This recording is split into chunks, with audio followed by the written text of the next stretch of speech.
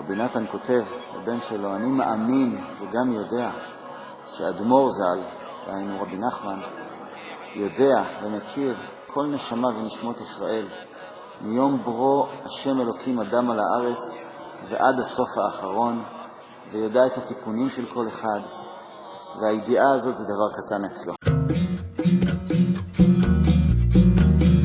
יא ריבון כל העולם, ממתה ומלך מלכי המלכים, מעשה גבורתך ונפלאותיך נאה להגיד לפניך.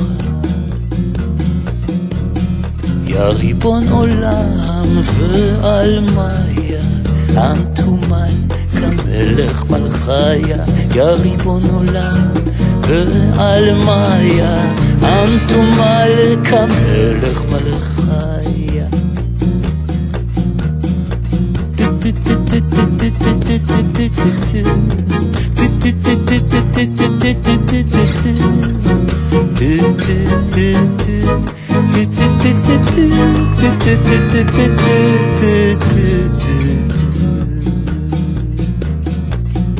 שבחים ארוך מבוקר עד ערב לך, הקדוש אשר ברא כל נפש, מלאכים קדושים ובני אנוש, חיית השדה ועופות השמיים.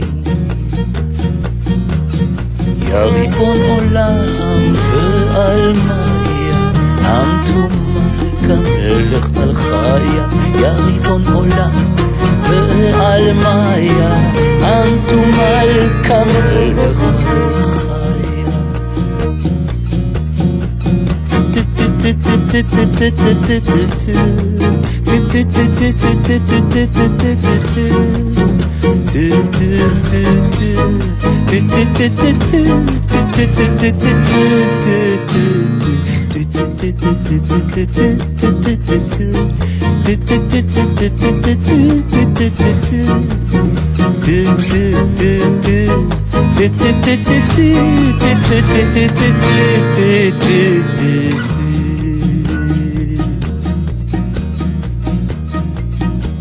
האלוקים אשר לא יקר גדולה, וצמחה מפי האריות, והוצא את עמך מתוך הגלות, העם אשר בחרת מכל האומות.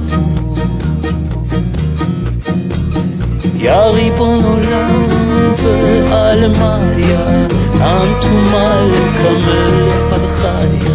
יא ריבון עולם ועלמיה, אנתומל כמלך מלכיה.